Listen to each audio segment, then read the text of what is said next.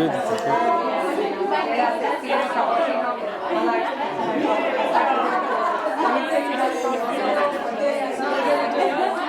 Is the heating working now? Yes? No, the aircon, not the heating. The aircon.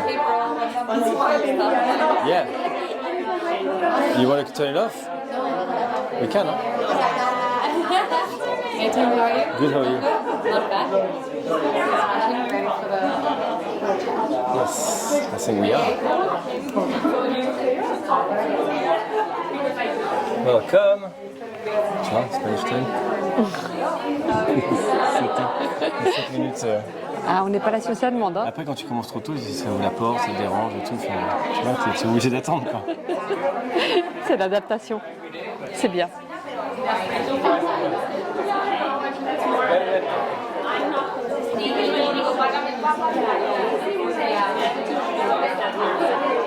T'as déjà allumé la caméra, tout ça? Ouais. Après, je vais me mettre derrière, je vais couper le mien, le micro. Parce que je vais parler qu'au début.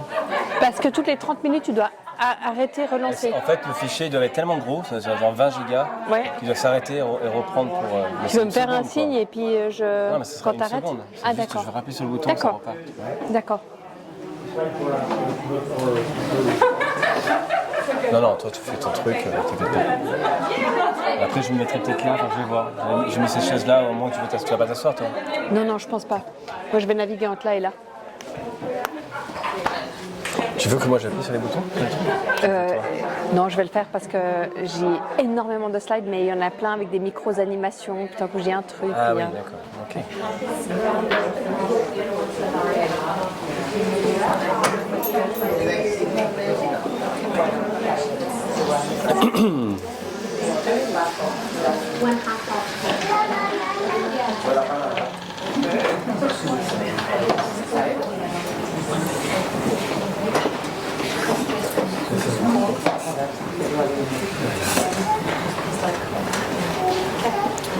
Good evening.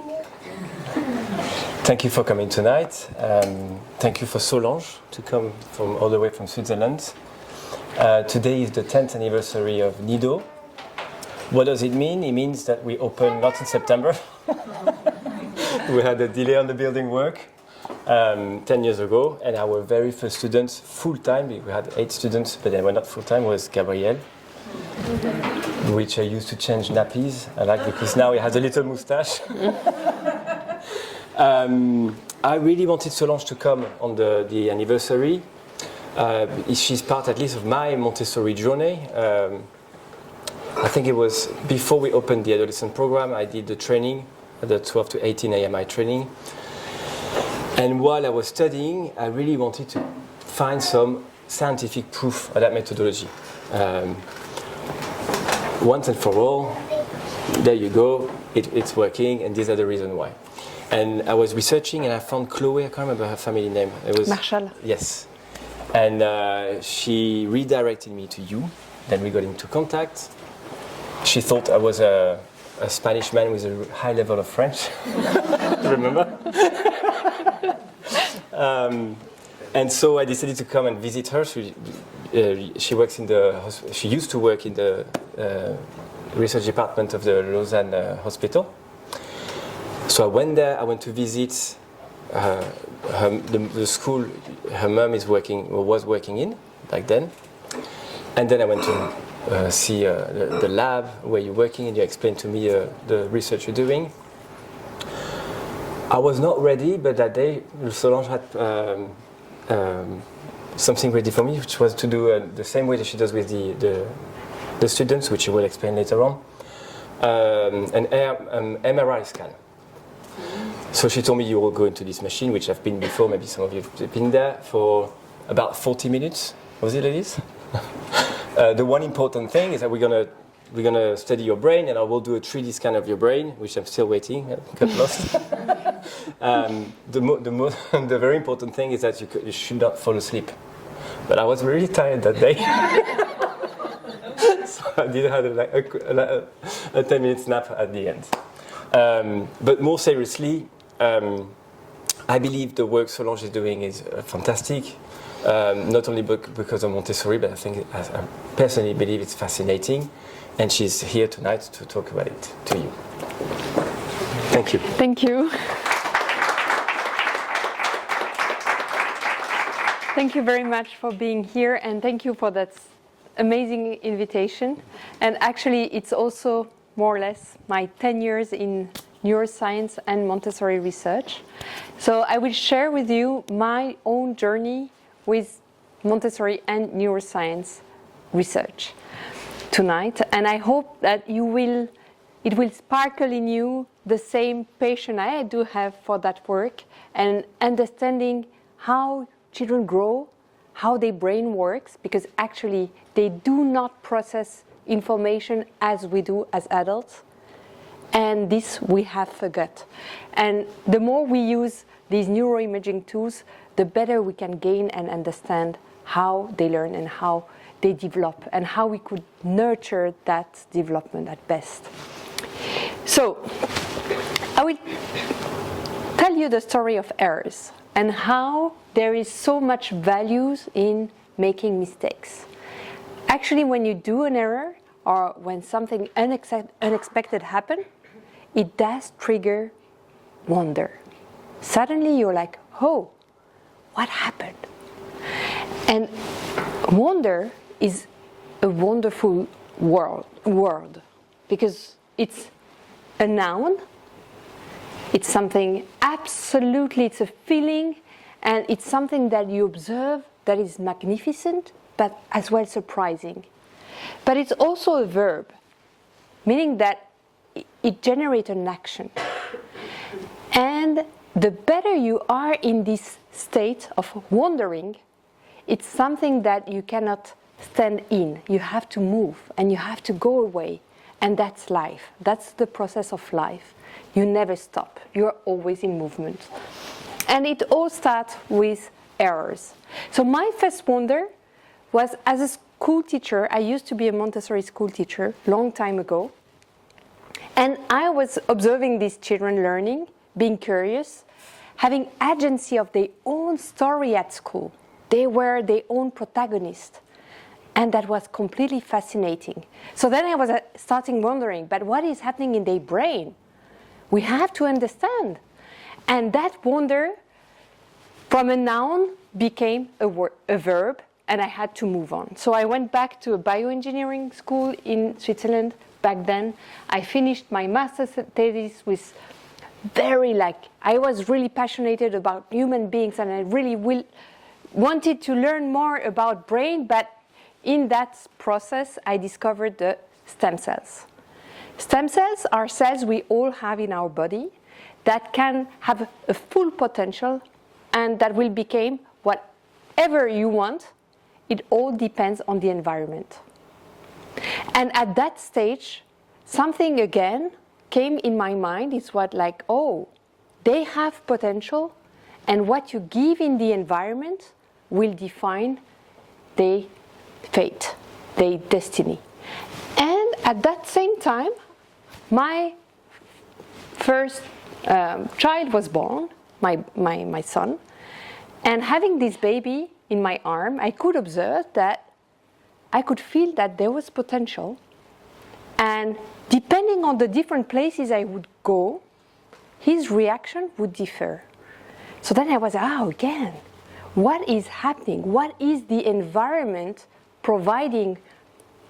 What kind of information is the child sensitive to and is providing relevant information to grow? So that was, again, a very strong question, and then it was the starting point of my PhD thesis. I decided to study specifically how school would shape brain and behavior of children when they go in Montessori or in traditional schools. So that was the start of my journey 10 years ago, wondering about school experience and how school experience would change human beings, why they develop. So to do that, I built a cohort. We call that a cohort. We ask and we recruit children from Montessori schools and from Swiss traditional schools. And we ask them to come to the lab. We perform some experiment, and then sometimes we go to the school and we perform experiment in schools. And we run multiple studies, and tonight I want to share with you how we discovered some very interesting processes that occurs in their brain. So to start with, we investigated a bit what was done in science regarding Montessori education. And actually, it was not a lot of studies about Montessori education. However, in the United States, Angeline Lillard did some great work showing that Montessori education would shape how children can manage themselves. And the process of managing ourselves is through the use of what we call executive functions. Executive functions are highly important to drive yourself and work toward goals. So these executive functions seem to be something very, very sensitive to school environment. So then I was like, oh, if it's true in the US, maybe it's true in Switzerland, let's try and go for that. So that was our starting point. And I was so sure that we will show the world that actually Montessori education is very good for executive functions, that I almost went just to measure that. But hopefully I was wisely guided by some older scientists saying, like, never go for just one thing. Go and measure several aspects of the child, because maybe you are wrong. And I was like, no, I cannot be wrong. So, but let's make them happy. So I decided to measure well-being at school, as well as academic outcome, math and language, and finally, as well, creativity skills. And actually, when looking at the outcomes, what we found is that, sadly, in our cohort, executive functions, you see the lines here, between Montessori and traditionally schooled children was exactly the same. They would not differ. And that was really a big disappointment. It took me a year to admit that my hypothesis was wrong. Hopefully we had some other measurement, and maybe it was about well-being. But again, if you look at these two lines, these children in our cohort would not differ in well-being at school. It was not different. But still, if you look at the academic outcomes, then you see there they would differ. Montessori school children would robustly score higher in mathematics or language skills. That was interesting. Even more interesting, what we found out is that the creativity scores were much higher. So the creative thinking abilities are more developed. But then what we realized is that it is thanks to the creativity skills that they are using to perform at school. Meaning that it's not about just learning, but it's about understanding. When you understand, you get out of that process of just memorizing by heart, and you start using that knowledge in different manner to succeed. And that's exactly what we observed. And I agree with you, that's so cool. So maybe it was about being more creative, meaning more adaptable, more flexible in real life. That was my next wonder. So maybe it's not about performance, but it's about being adaptable, this adaptability. So what is adaptability? It's actually you wake up in the morning, you have a plan, you have a goal, but we all know, usually, life might have some other goals for you or other paths, and actually you're facing some unexpected events. We can call them errors, and you have to adapt and adjust yourself, overcome these changes in your plans. And if you don't, you cannot reach your goal. But if you do, then you adapt and you manage to go where you still want to go. And this process of adaptation is highly important nowadays. Why? Because since COVID, we are facing a lot of errors, a lot of unexpected events, and we know that it's just the beginning of drastic changes. So if we don't train our children now, these days, to be adaptable, flexible, then they will really struggle in finding their way and reaching their own goals in life.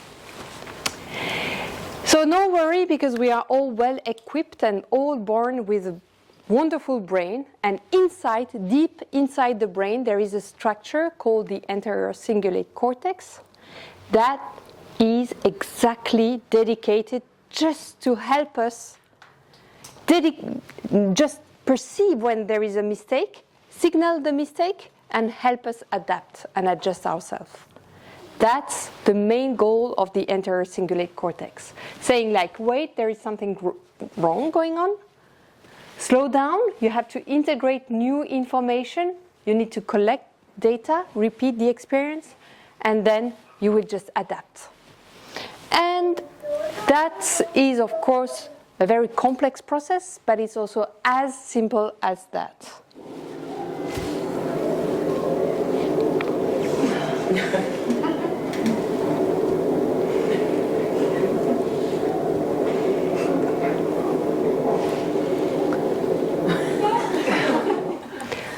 So you see, she's facing a mistake. It's something novel. It's an unexpected event. And what naturally happened is the anterior cingulate cortex saying like, oh, wow, slow down. And what is the process in the face? You can see it's like, oh, I make enter new information. And this data is very important for my brain to be reshaped and integrate all these new information.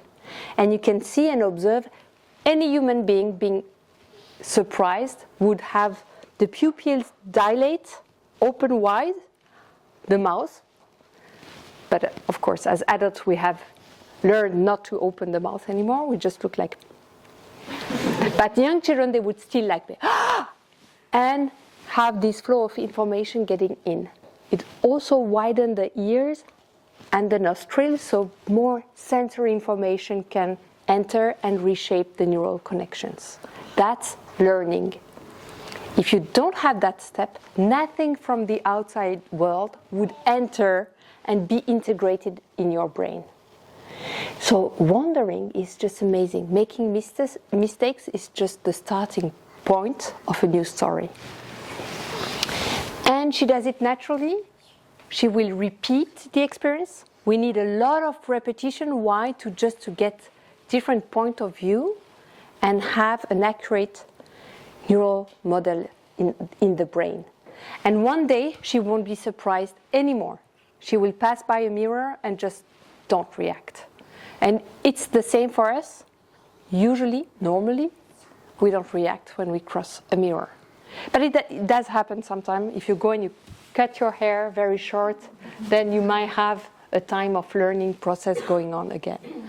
Okay, so that's this anterior cingulate cortex, very important brain region, and actually it goes through plastic changes, meaning that across the school year, these neural connections there are highly sensitive to whatever you experience.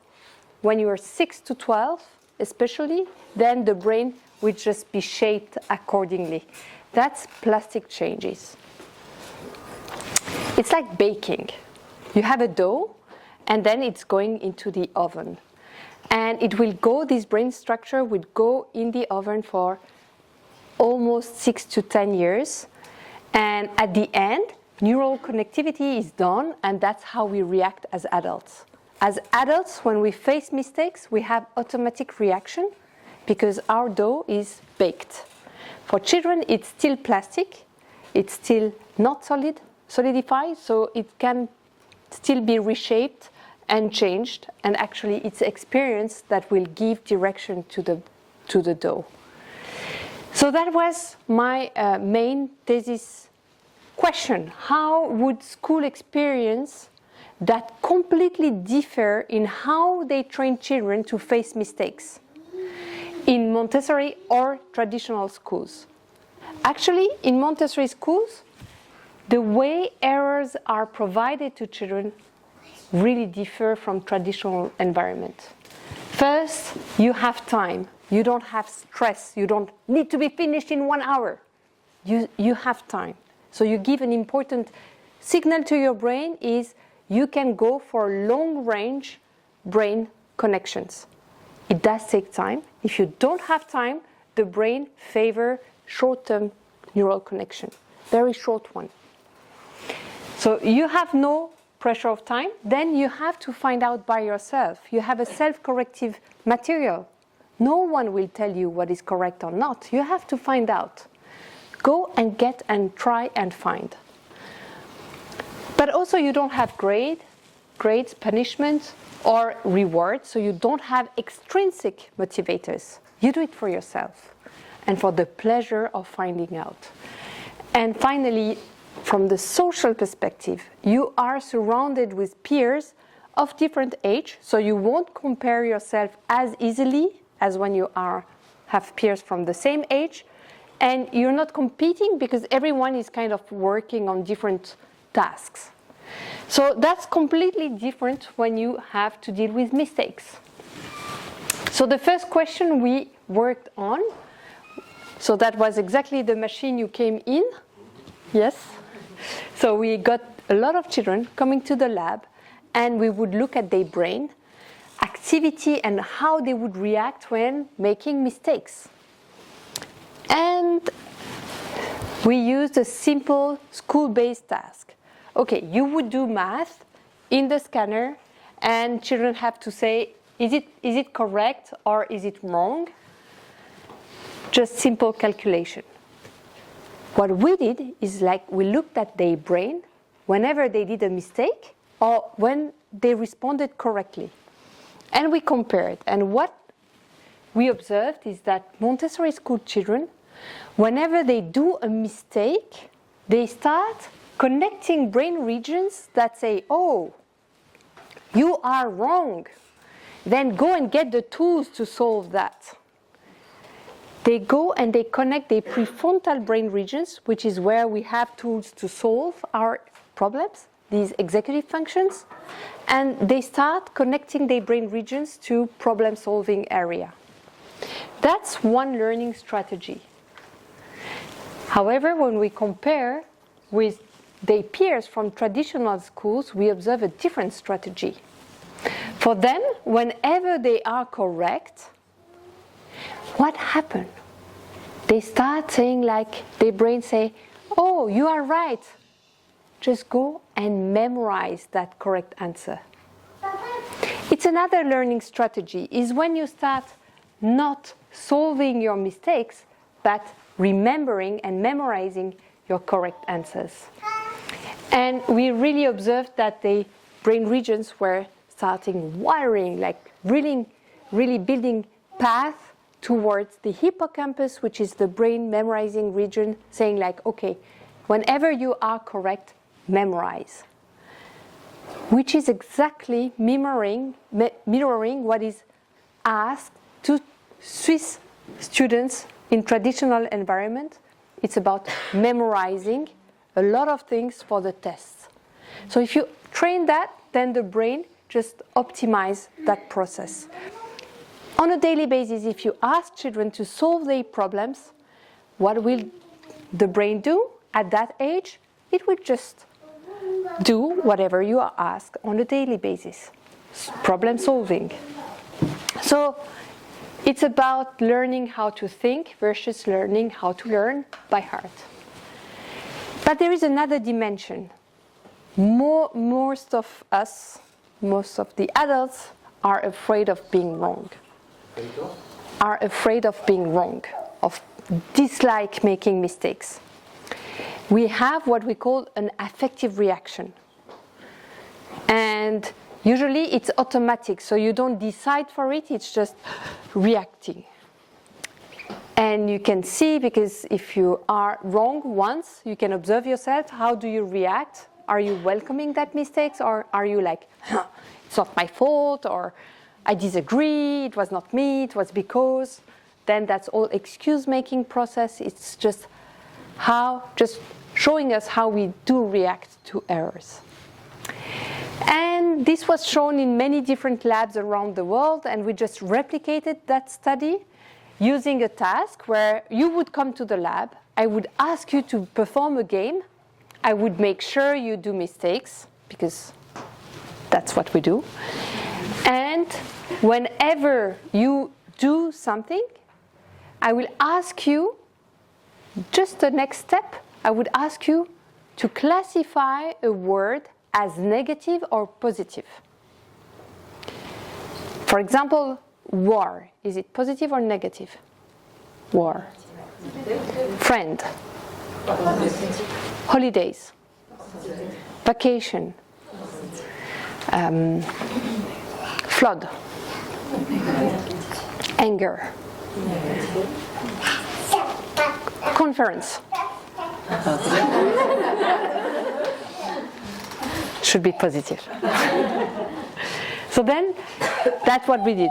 We asked the participant to play a game, and whatever the participant do, we just ask to classify the word as negative or positive.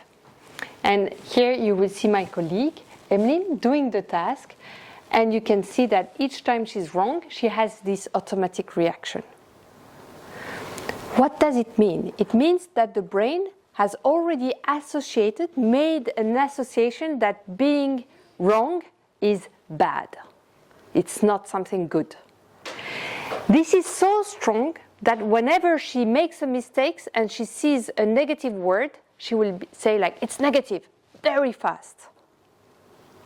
However, if she makes a mistake and I say friend, she will be a bit puzzled and take more time to say that it's positive.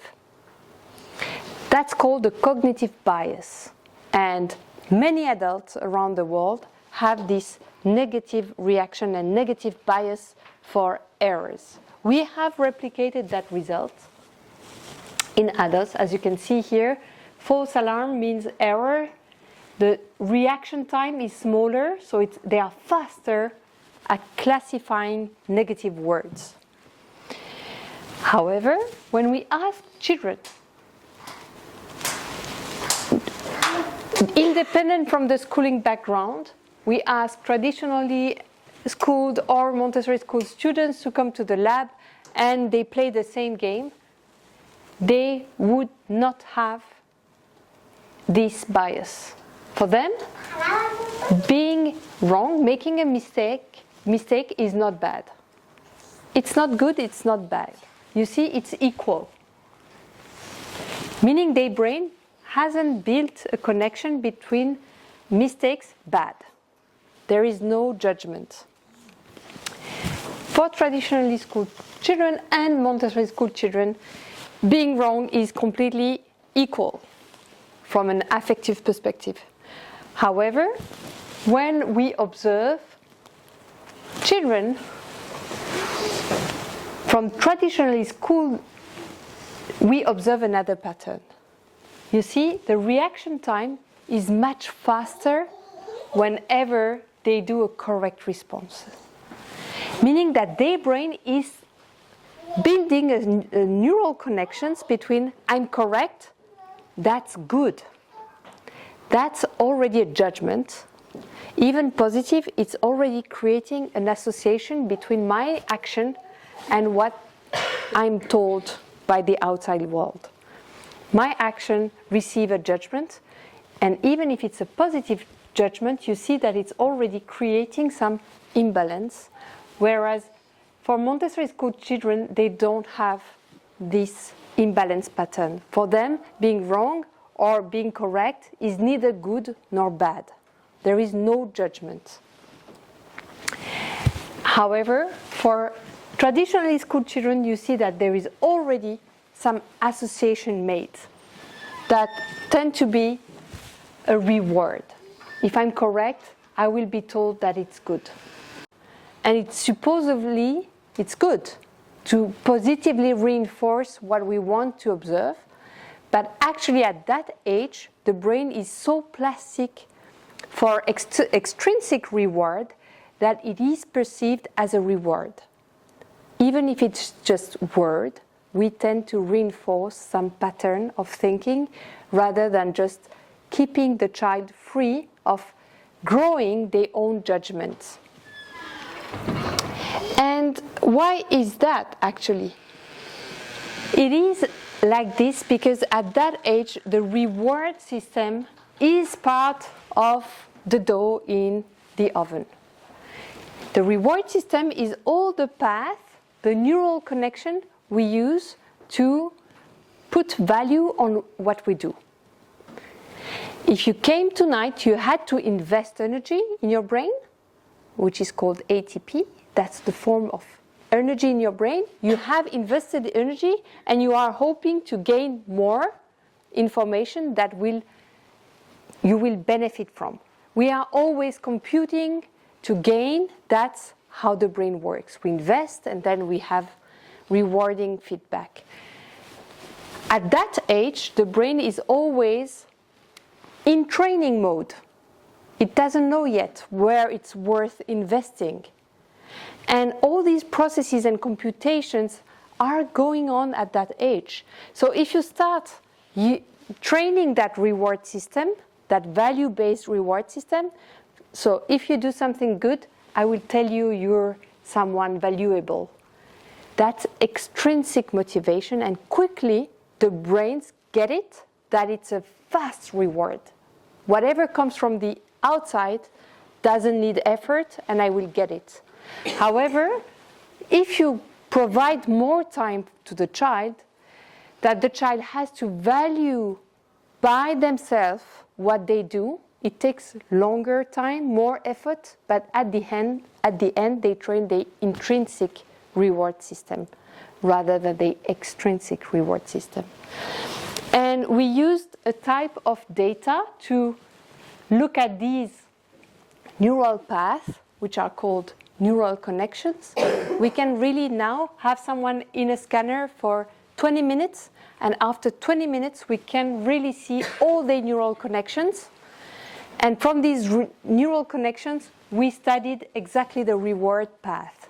And what we observed is that Montessori school children will take time to grow the side of the reward system that grow intrinsic value. And what is intrinsic value? It is called as well virtue. The process of gaining virtue is that you self-evaluate your own action and you do it for your own ethos, not from someone else's feedback or judgment. However, traditionally school children, they go for the faster way and they go to grow these pleasurable extrinsic outcome way faster. And this is really observable and very robust because we studied more than 120 children.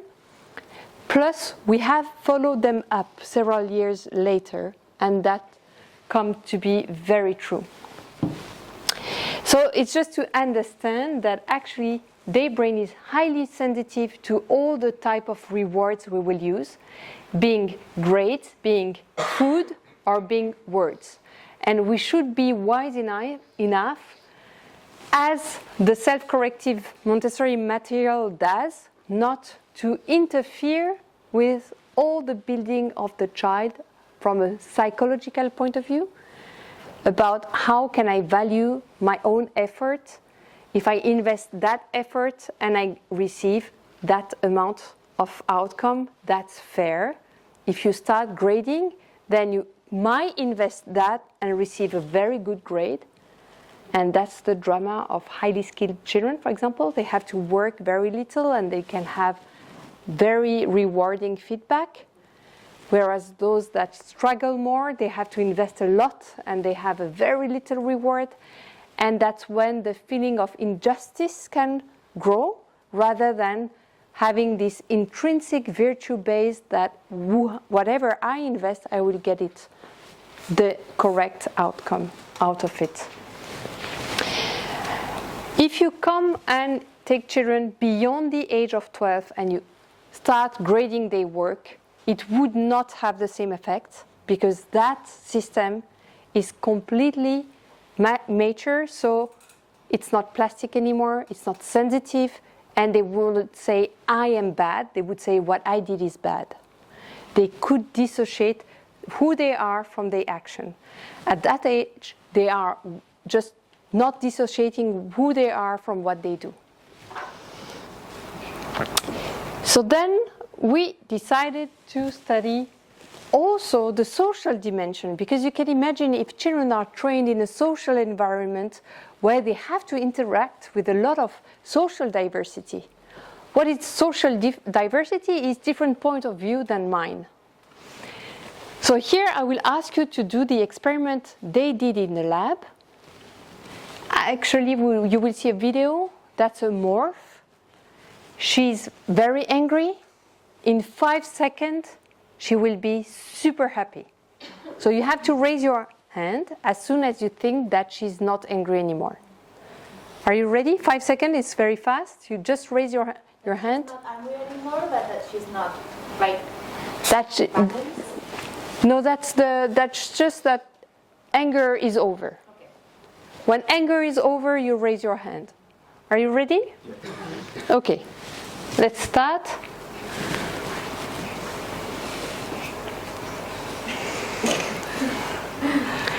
Now we will do the reverse.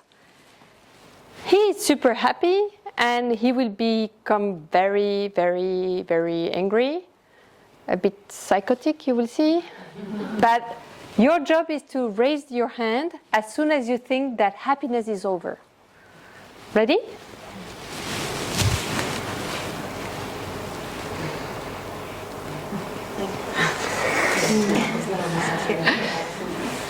Did you raise your hand all at the same time? No. Why? How come? We perceive differently.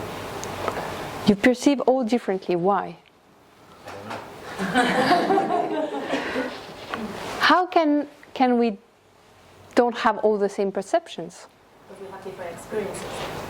Because we had different experiences, exactly. And we were born with different sensitivity to some information that were reinforced by our own experience. Plus, it also depends on your state right now. And that's what we measured. Actually, children going to an environment where they feel safe and they can interact with their peers, would they perceive these emotions differently than children that go in Switzerland it might be very competitive.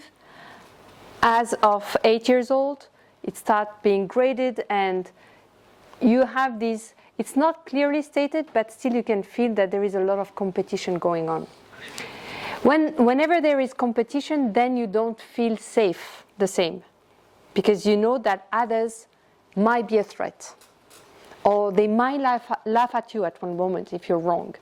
And all these information are perceived, and that's what we wanted to see. And actually, if I share that with you tonight, is that we did observe, and we can, from the experiments you did, you would do it 160 more times, so we are sure it's not chance. And then we can compute very easily what is called the attentional bias.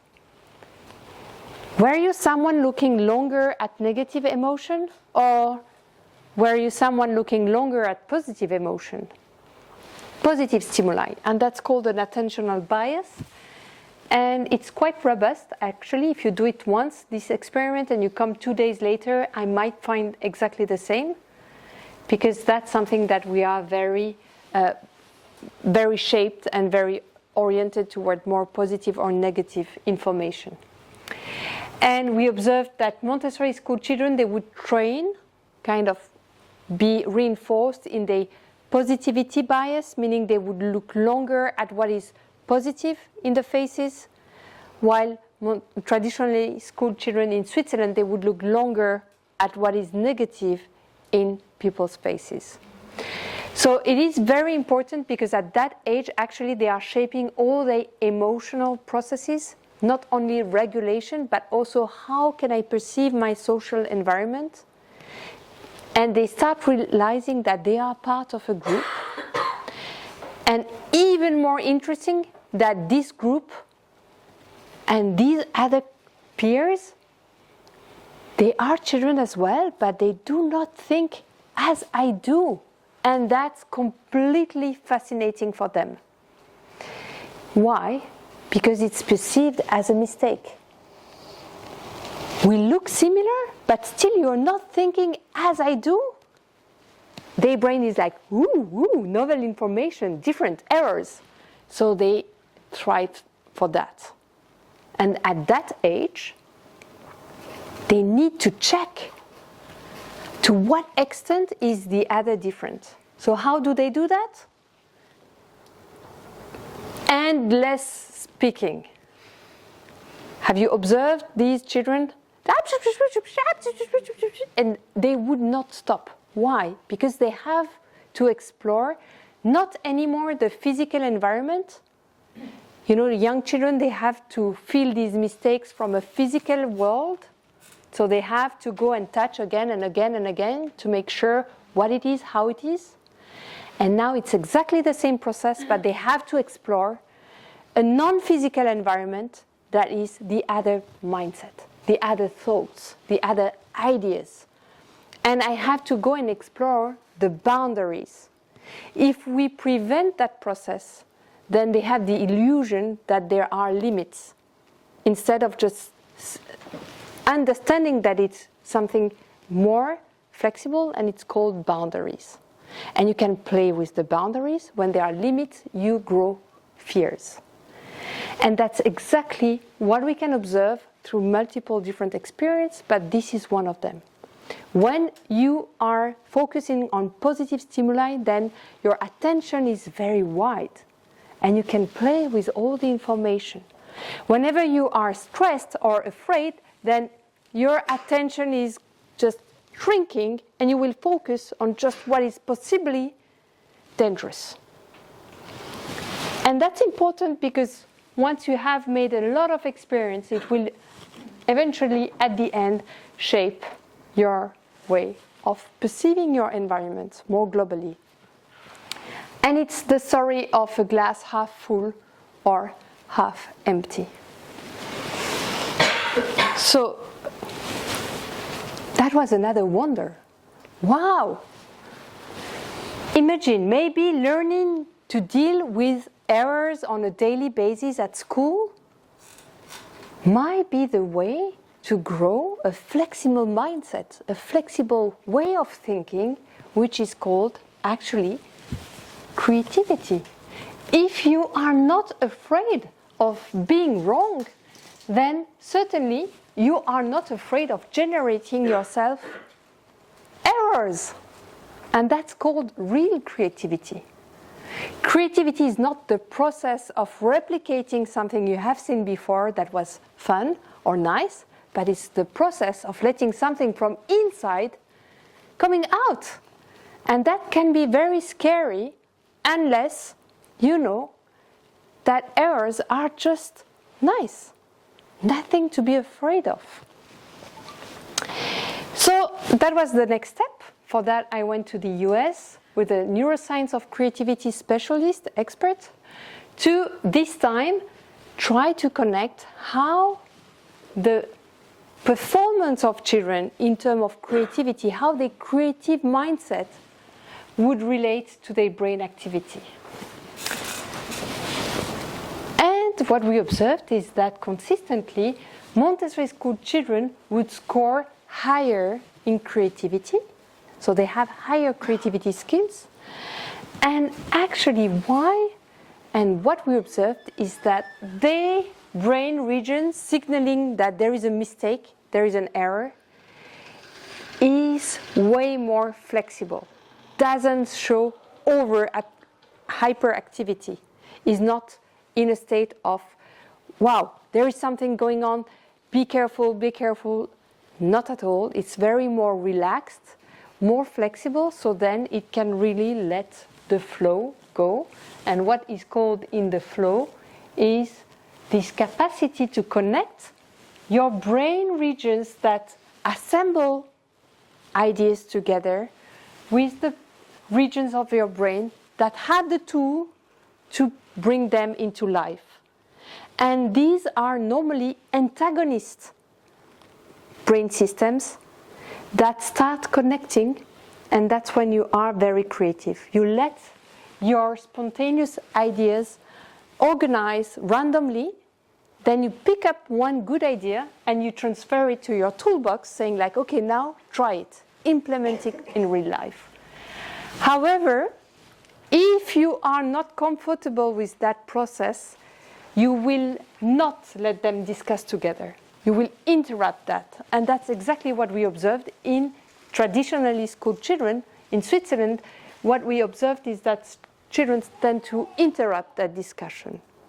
They can generate ideas, but they are not trained enough to let it go and try and give it a try and implement these ideas in real life.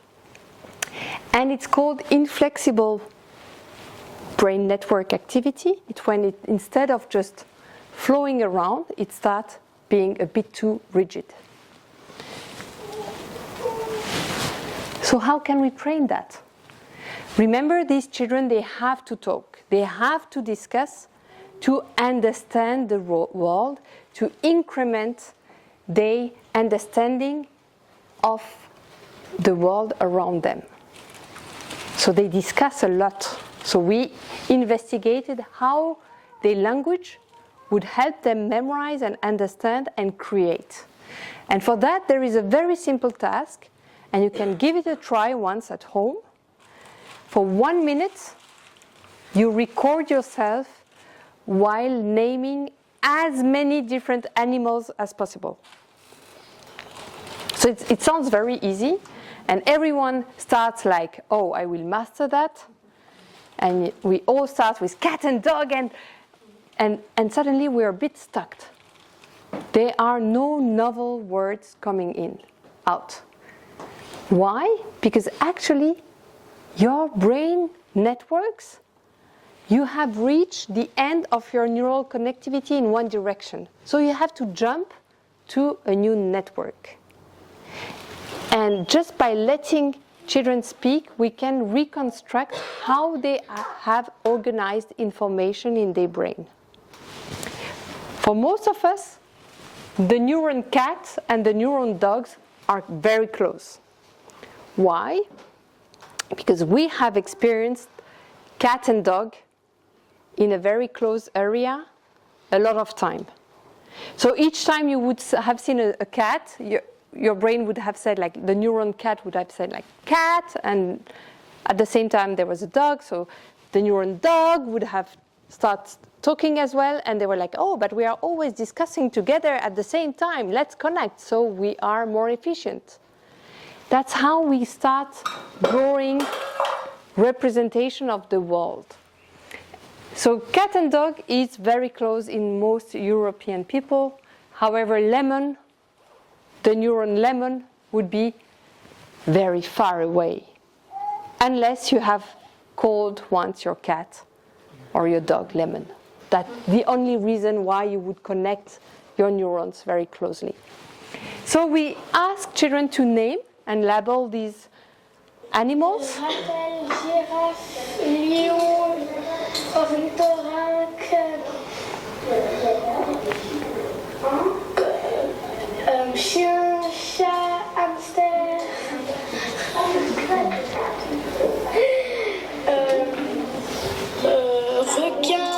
mégalodon, dinosaure.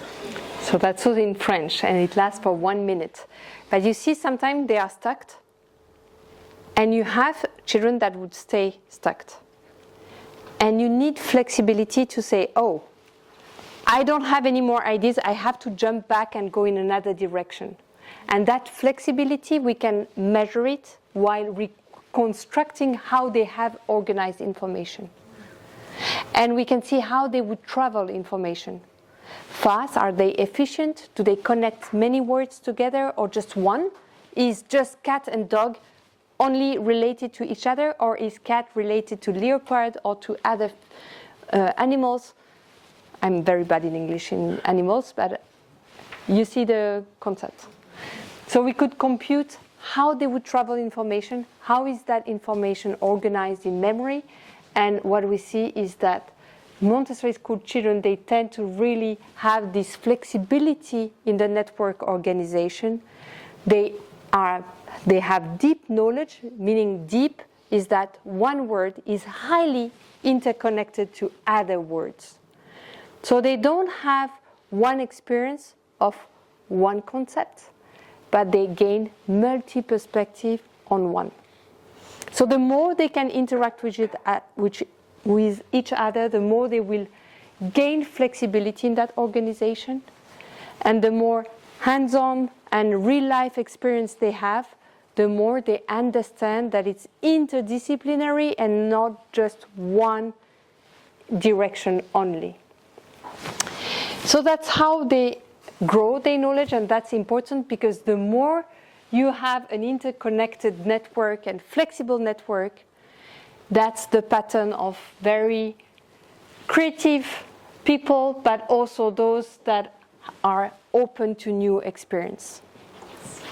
Because the more you are open to new experience, the more you can integrate new knowledge, but as well, the more knowledge you have, the less afraid you are of different point of view and different perspective, the better you can integrate others' point of view. So that's a very important point. And then just to say, actually, when we look at how the brain develops, and we have a left and right hemisphere, and actually when you see how much they are symmetric or not, we could observe that traditionally school children, they would reinforce the side of the brain that just memorize in a very fixed manner information, while Montessori school children, they would reinforce and grow the side of the brain that is related to meaning making, to understanding, meaning you can travel with information very easily.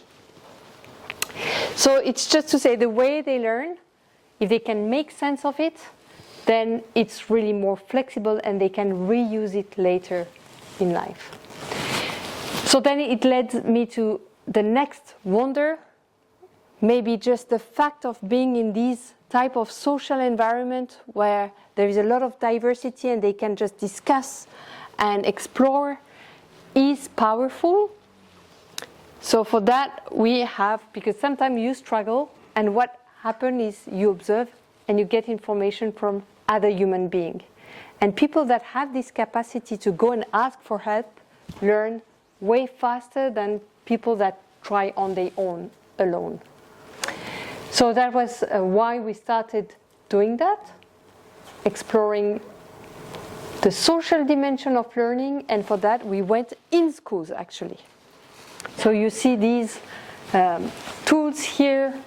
We can measure brain activity while children do something actually in schools, and we can record, but also we had also studies in the lab for their brain, but we went also in schools with other devices. Like we really tried to use multiple perspectives to understand. But one important aspect is that learning from peers seems to develop the critical thinking abilities. And here I will show you one experiment where we asked children they had to retrieve the toy inside the bottle. And they have at their disposal, we give one thread or one pipe cleaner, and they have 1 minute to succeed. It's very hard. Most of the time, they fail. They don't succeed. They don't know what to do. So then what we do, we show them how to do it. So here you can see it's very difficult for them. They don't really understand that they can bend the pipe cleaner. So they try.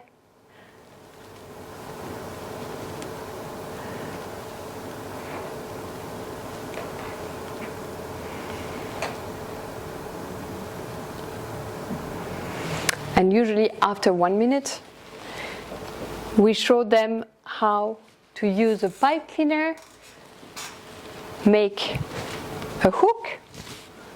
Do we all agree that it's enough to get the bucket inside the bottle with a hook? Yes.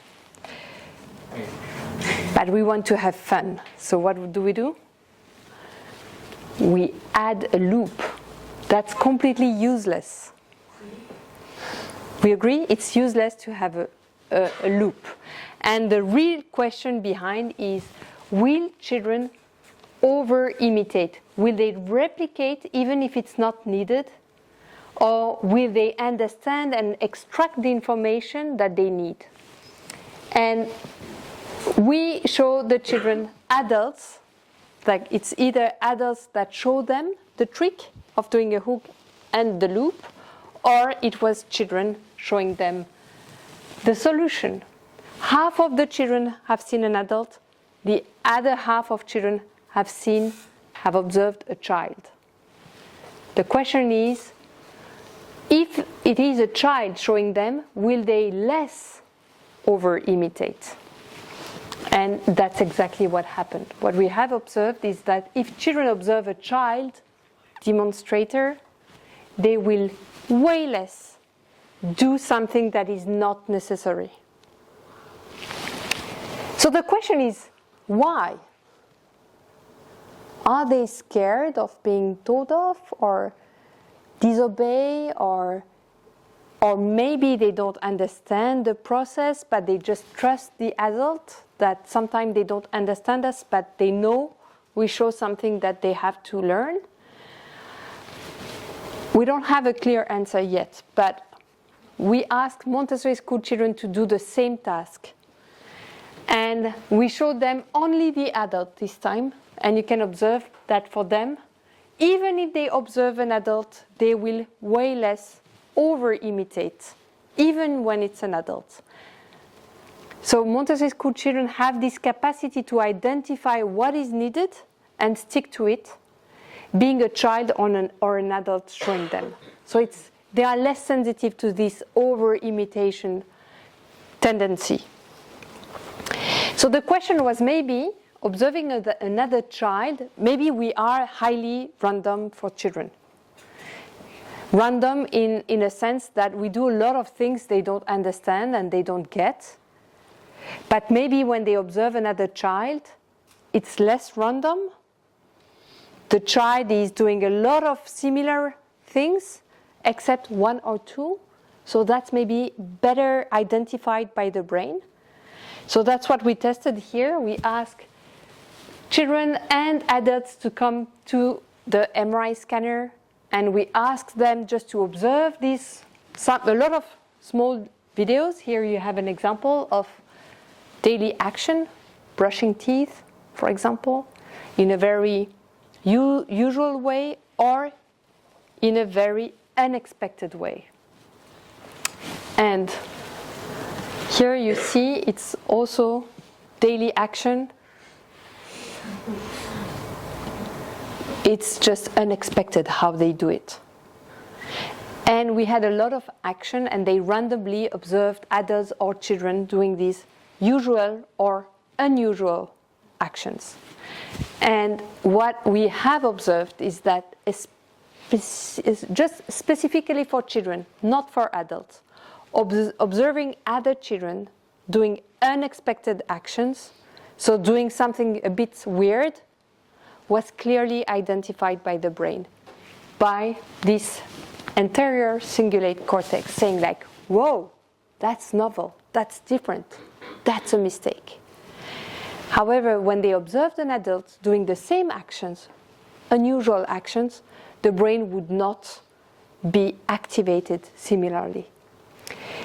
Meaning that learning from peers at that age might be powerful in a sense that they can better identify what is different.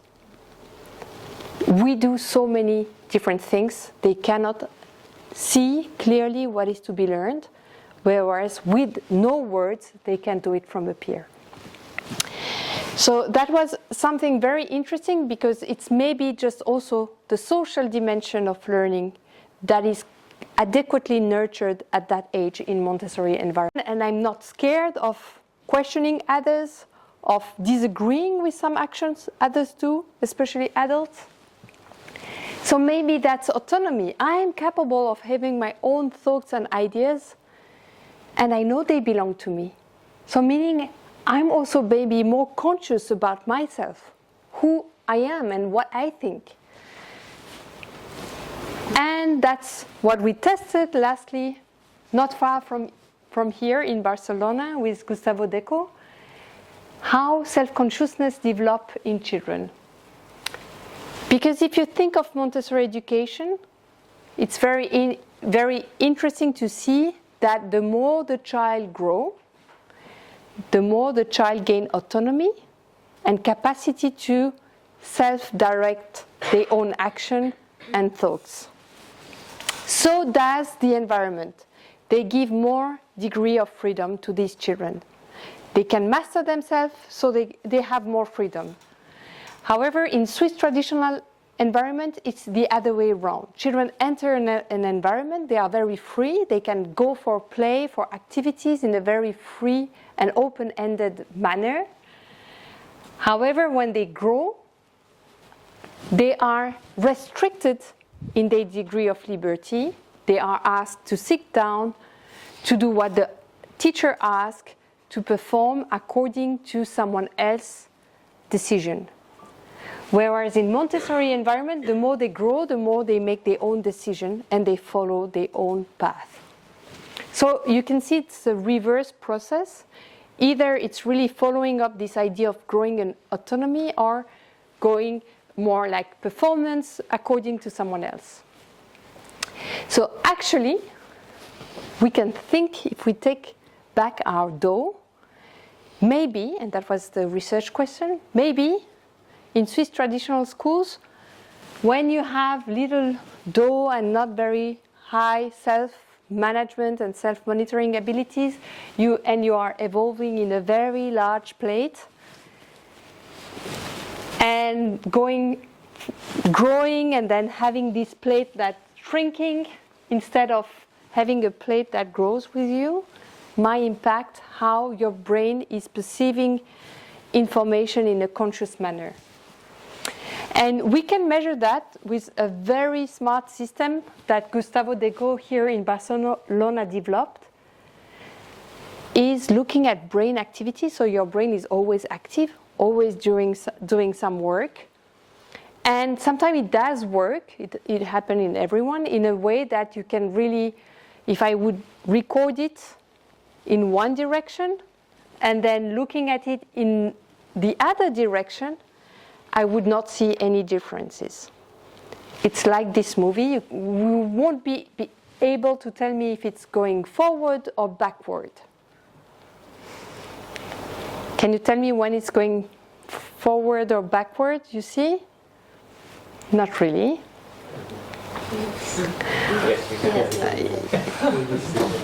You can, okay. That was forward. That was reverse. That was forward. Okay, but it's a bit hard because it's something that is very symmetric. So the more your brain activity is symmetric, the less conscious you are. It's the same idea that in France they say like métro, boulot, dodo. And it's Monday you go for métro, boulot, dodo. Tuesday, métro, boulot, dodo. Wednesday, métro, boulot, dodo. And then you wake up and you're like, oh, which day are we? Because it's very similar.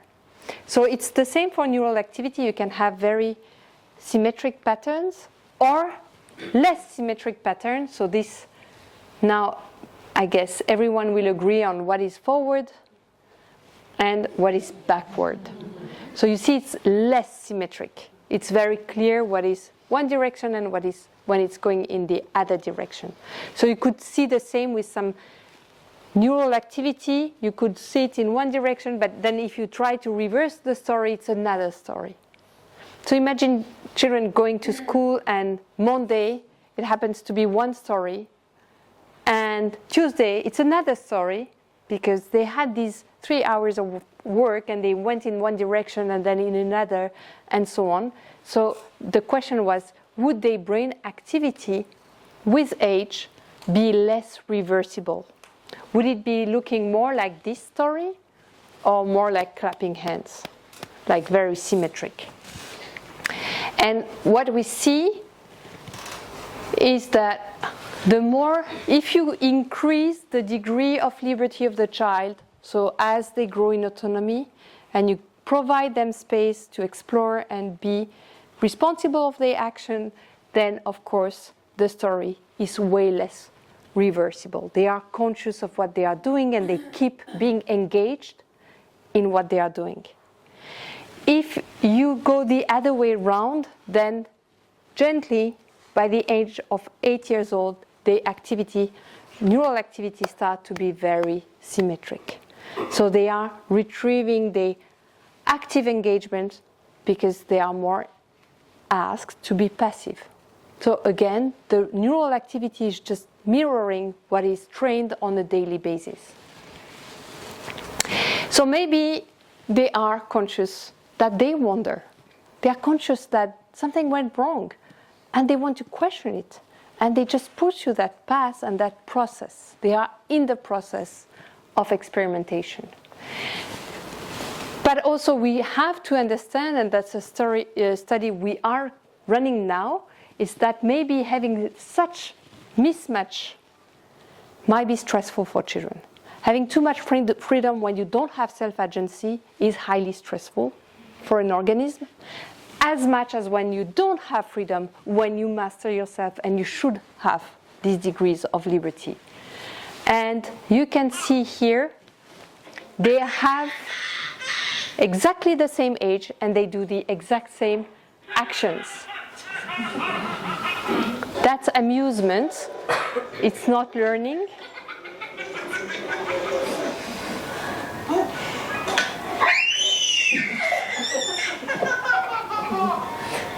And that's the perfect match between what I have to explore and what I can explore. No. No. No. No. Here she comes.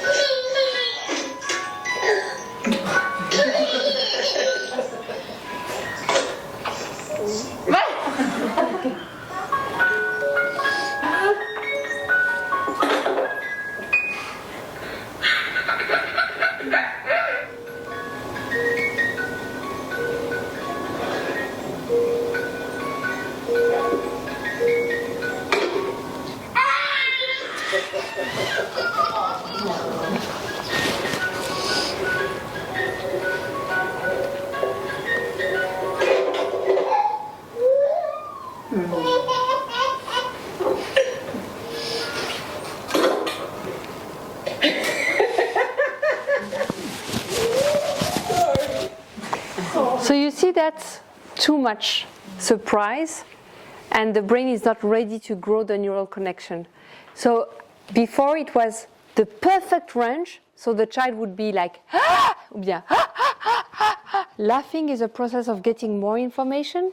And here it's the exact same face, but you see she's like, or he's like, rejecting stimuli.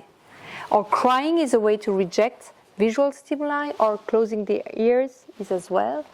Don't get this information in. That's the brain saying like, I have to reject, it's too soon.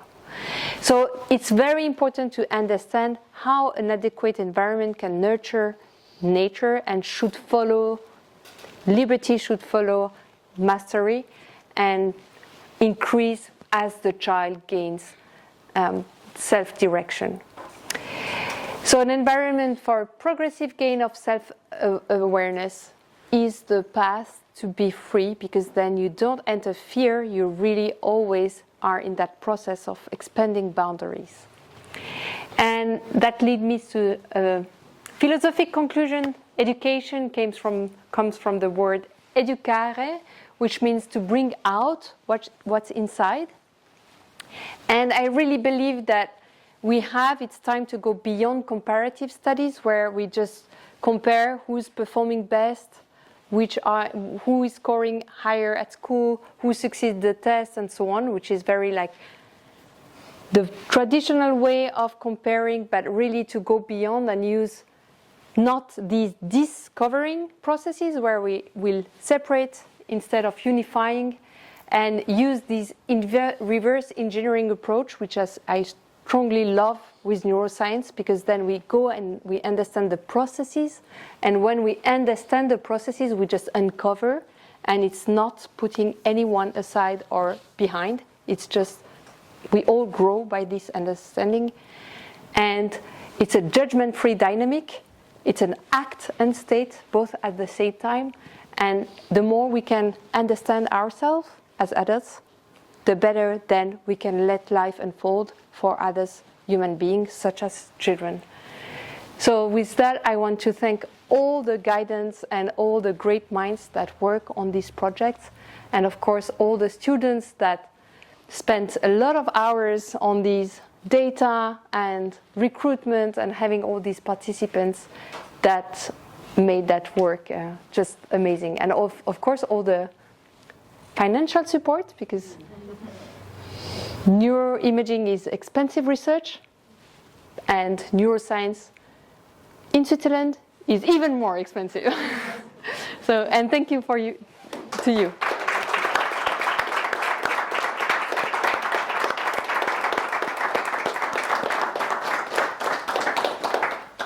Thank you very much. Do you have any questions? If you do, I'll give you the microphone. Over there. Do we need the microphone? Please. Hi, thank you so much for that. That was very, very fascinating. Two questions. One, how do your conclusions or your results compare to the more, I guess, dominant research, like in the US, for example, where the sample size may be much bigger? And two, I'm curious to know, if you have this information, what the traditional schools think of your work, like what their perception is. Yeah, so that's two very good questions. So this research regarding, like, they are multifaceted, but if you take the one regarding errors, it is quite aligned with all the other developmental research, showing that this brain region is very plastic at that age, and it is very coherent, that it changed according to experience. And then regarding schooling system and how education would impact, I'm not aware of any other research investigating that beside this one. And to make sure that we were not making big claims, I just show you 2 studies or 3, but we ran 10 of them, or even more than 10, using different techniques, different children, and it seems to be really always going in the same direction, that the more you provide a safe environment for children to explore and self-correct in a very social and cooperative environment, the best it is. And yeah, but I would be super happy that larger sample size, elsewhere in the world would replicate these studies, extend them, and I think there is value in studying that. And regarding the other question, so in Switzerland, actually, we share these results, and many school teachers nowadays, there is a lot of problems in public traditional schools, and a lot of teachers leaving their job or going through burnout and claiming that, asking for solution or help, and they are very delighted by these perspectives because they understand better why it's not working. And with some of them, we even implement changes that we follow up with also neuroimaging in their classrooms. So I would say they are very welcomed by school teachers. However, schools in Switzerland are very politics, and there they are not really open to any form of information, I would say. Not discussion, because it's not, the first step of informing that is not going through. But with some public school teacher, we have worked for 2 years just on their vocabulary, how they would give feedback to students, removing judgment, trying to have them discuss their work. And within 2 years, we have changed the brain activity and connectivity of the school teachers. And that had a huge impact on the students. So I think it's really not criticizing, it's really like how the brain works and how we should change ourselves and our way of providing this feedback to children that has to change, and that they are fully agreeable to that. I mean, you've just built the case that, I mean, we're all parents of a Montessori school, so we support the learning approach, but you've essentially scientifically built the case that a traditional school is not the way forward. Yeah. But I'm after 10 years and all the data and all the children we have seen, like more than 400, I'm sadly coming to the same conclusion that they are really undermining their creative potential. Creativity not in the sense of artistic creativity, but really in the way they can let their way of thinking go. And Innovative, yeah. exactly. And I think we have to acknowledge that, because we will face changes that necessitate creativity nowadays.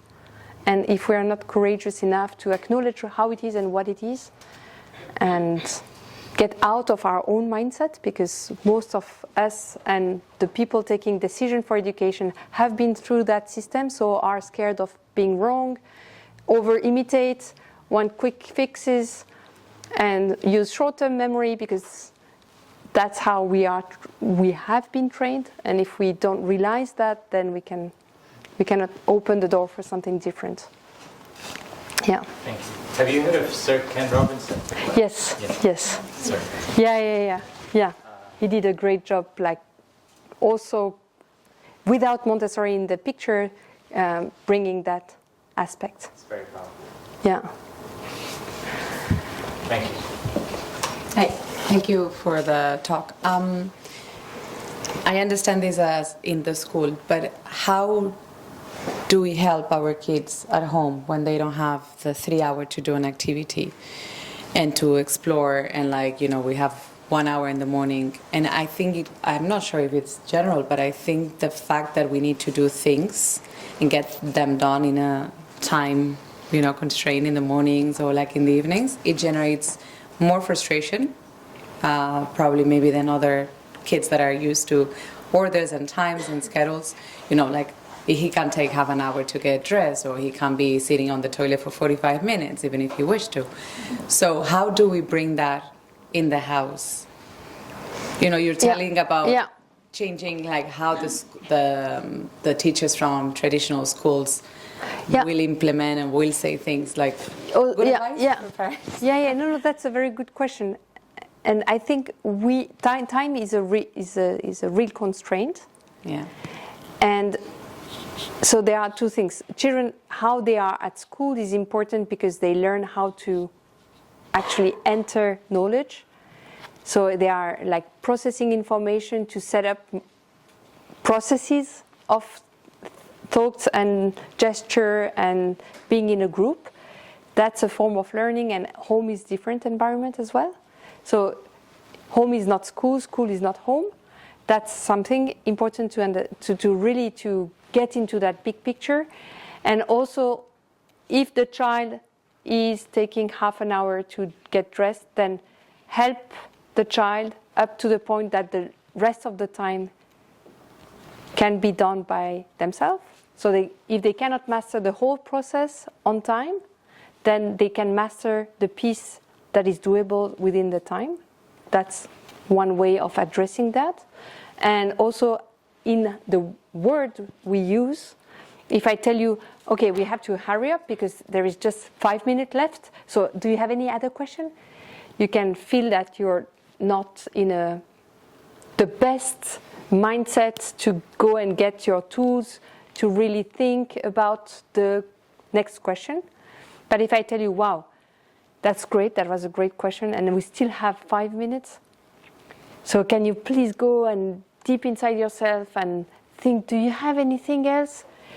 You don't perceive time the same, so you will be way faster actually and way more performant. So sometimes we stress the children with the words we use and just changing, and that's the study we do now with school teachers is really like to change the vocabulary also regarding time, saying like, wow, this morning you have all that time to get dressed and in 10 minutes for sure you will be ready. And then they are already in their capacities, full capacities to at least reach, or not like the successful steps, but and then just help them the last final steps, so it's a success. And it's important that you reach a success, because otherwise the child will the day after be ready not to be capable of doing it in time.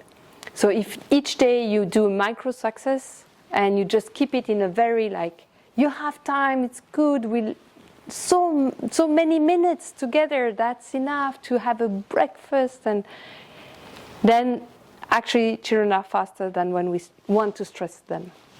Yeah. So that's aspects to know, understand, and train, and try, and gamify, and. It's amazing how we can, like, we see it, my husband here, like how we say things might have an impact on how he get things done. Exactly. The more we stress, the more he blocks. Exactly. The more frustration is created. So exactly. It's important that we take it home. Like, they're already doing an amazing job here. So it's also us, you know, how we take that into the house. But it's exactly, and I think the more we change ourselves, also regarding time, regarding pressure, the more we offer a safe space for them to grow this self-mastery. Yeah. Thank you.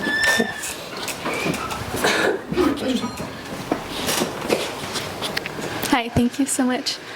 In Switzerland, how does it work for families to opt into a Montessori school?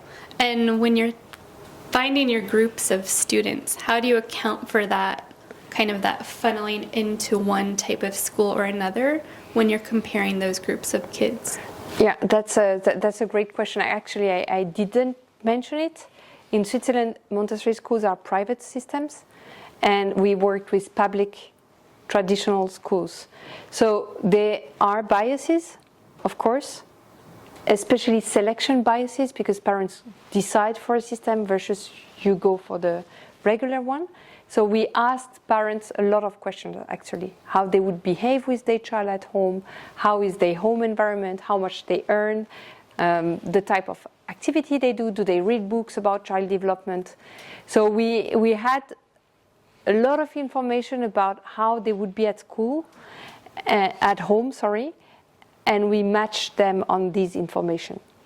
But still, it doesn't get rid of the selection bias, and that's, I hope one day possible to replicate at least the most important of these findings in countries where you have random assignment, such as in the US, where really you are randomly allocated to one Montessori or non-Montessori school. Yeah. Thanks.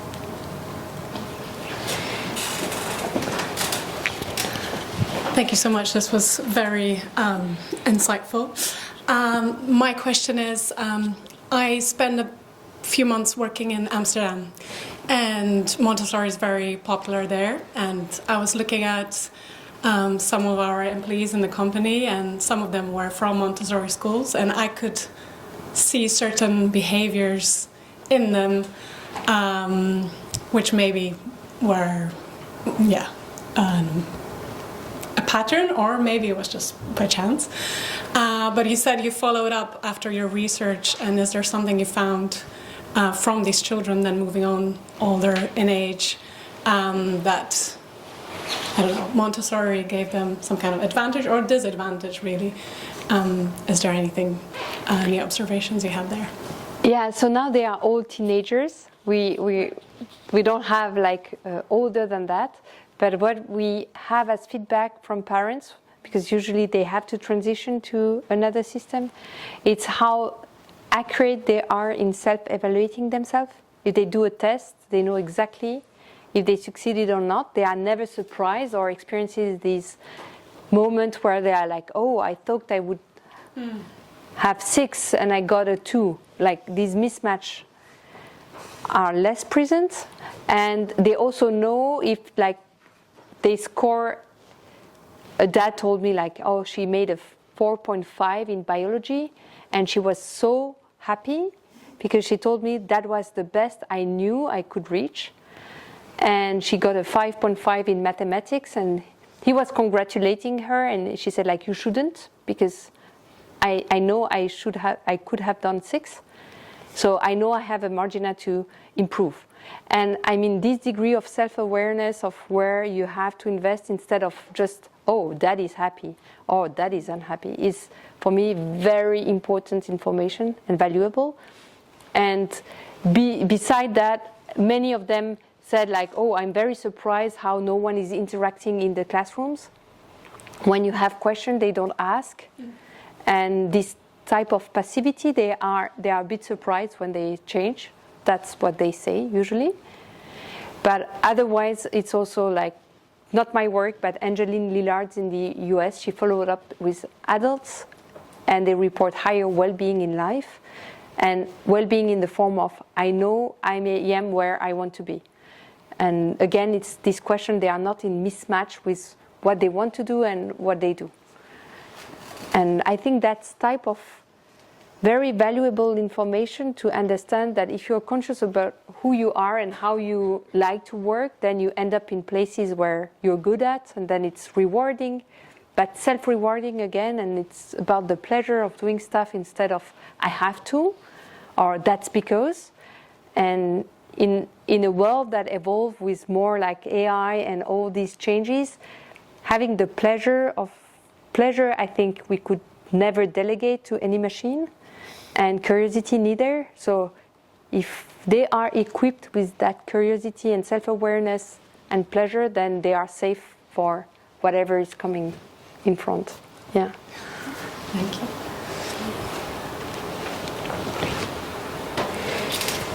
Well, thank you. I'm sorry if it's a bit long, and I think it's all very reassuring. Not that we need reassurance, but I think that it's good to hear.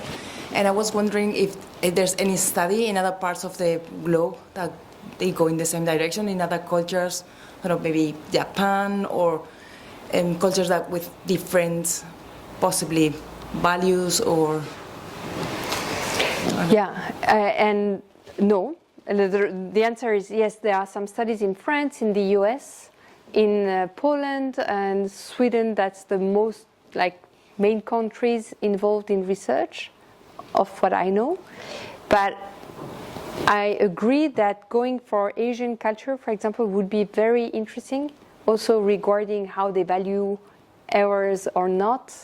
And yeah, I wish that we have one day collaboration, because that would be also a way to make sure that it's what is cultural and what is really learned through experience because of universal processes of brain maturation. Yeah.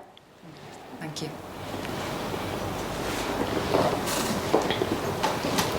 Hello, hi, thank you for the conference, very interesting. Just one fast question. I mean, there's, as you present, learning by mistakes, learning by memorizing.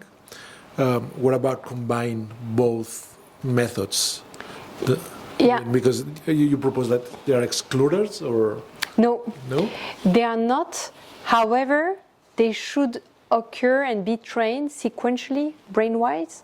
First, you should learn by doing and solving. Once you master that process, it's very, very smart to integrate some information just by memory. That's why we have two sides in the brain. They shouldn't be one or the other, but one should be reinforced prior to the other one. Otherwise, you just learn, but you have no anchor to put that knowledge somewhere. So you're like floating, and that's what we observe, at least in Switzerland. Sometimes students are very good up to 12 years old, and suddenly they change and they arrive in higher school and they feel lost and they don't understand, and it's new knowledge and they don't know how to anchor it. It's because they have trained a lot, the memorizing system, without having this habit of, I have to anchor it somewhere. And if you don't have the network, like the basis, then it's really floating around. It's like neurons are not interconnected, so you don't have the deep meaning. Then it's very stressful, and you can like learn by heart, but it's not something that is satisfying and also long term. If you have a good network, then you are very good at learning by heart when you have to, because you have multiple entries in your memorizing networks. Thank you. Yeah. So it's really like a process. That's not one part of that is better, but it's just make sure that the grounding is there, and then you can take advantage of the other system. Yeah. Thank you. My question is if whether you had considered studying, let's say, a hybrid, something in the middle between Montessori and traditional, and it comes from my experience. My kid comes to a Montessori school, but then he does other activities where the approach to music learning or sports learning is traditional. Yeah. So I think like my wonder is what's happening to his brain. He's having the two worlds, and is this going to be positive or negative? How is it? I don't know what's going to happen to him, or what's happening to his brain, because he has one message, which is the Montessori one, and then he has the local message, which is if you do it right, you will be rewarded. If you play this well, there is a consequence, Yeah. Yeah, that's a good question. So if hybrid for you is having Montessori education and extra activities, which are traditional. All these children were then experiencing what you are saying. And then it would be very nice to have children that just experience Montessori, but it's very rare nowadays. And so we have kind of a hybrid versus traditional, as you say. In the US, they have hybrid. They use it in a different way. Montessori schools, it's more like classic schools, and they integrate some of the Montessori material, and that's what they would call hybrid. And this we don't have here. However, for what you're saying, what the brain function in frequencies, what happened the most will be the basis, like the ground truth. So meaning schools, it's a lot of hours per day, rather than music is maybe 2 hours maximum per week in terms of interaction with another human being. So for a brain, it's perceived as, it might happen sometime differently. It's not like that's the ground truth. The ground truth is here, also because that's where they have most of their social references outside family. So that's where the brain will anchor the more information. And also, you can have these different experiences. It's good for a brain to experience diversity and also to learn to make choices, what you like, what you dislike. That's completely fine, and it's not bad. It's really like the frequent experience should be what you wish for your child to experience. Yeah.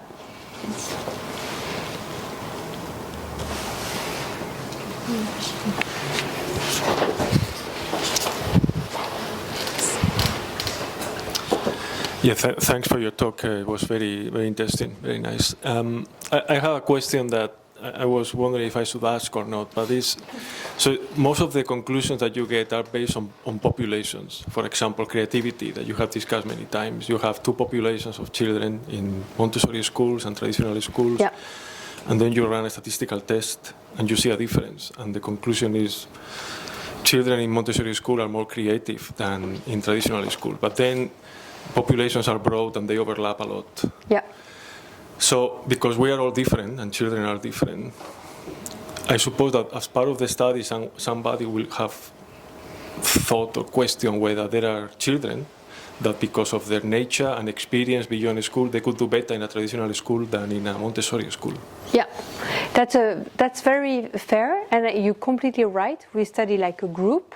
It doesn't mean that the group is all performing the same, but on average, they are all higher. That's true. And as you observe in many of these graphs, you see that the group of traditional school children, you always have an upper limit that is overlapping with the Montessori group. So you always observe children that strive in traditional environment, and it's just more to think about what kind of strategy they build, because you can really strive in a system. It doesn't mean you have understanding, that you develop your social skills, that you know what you're doing and why you're doing it, that you nurture your intrinsic curiosity, but you can still strive in one system. So that's something important. At least I tell you that because I was really like good at school, very good at math, and I started my Montessori school training, and we received the beads counting, and I was like 4 by 4, and the trainer said like, oh, and that's 4 by 4, and it's a square, and I was like, yeah, oh, it's a square. And 22 years old, I was like, wow, that's actually, it's true, it's a square. And I felt so stupid that day, realizing how much knowledge I have without how much it's not knowledge, it's like I knew a lot of things without actually understanding them. And I was feeling that deep emptiness suddenly, realizing that I was empty of understanding and the pleasure. I was always finding strategy to succeed, not to really like learn, strive, have difficulties and then overcome. So it's a very, how do we read success nowadays? What do we want? Is just to go through a system and survive it, or is it flourish? Is it blooming? Is it finding your own potential, knowing who you are? That's a real question for me, more than just the outcomes, what we measure. And interacting with these children, how they develop their mindset. Also, we have teenagers, and we question them now how they are like making meaning of the sense of belonging to a society, their civic engagement. And you can see that it really differs. They are part of a whole, whereas in our cohort, they feel like they are themselves and they don't know what to do in the world because there is nothing to do, everything is bad. They have way more of this point of view. So I'm sure, and we all know people that are like doing amazingly great, that really took that path differently than, for example, I did. And it's still possible, but then it's also just to understand that most of the people could. So it's not a matter of your own genetic potential, your family environment, but it's more like an environment that make most of them flourish differently. But it's a very fair question, yeah. Okay. Then that's it. Thank you very much. Thank you very much. Thank you.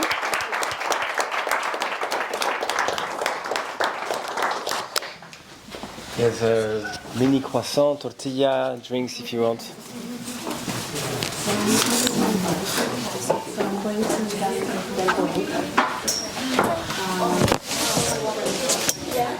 I love the example with children and that blew my mind. Absolutely. I just don't know how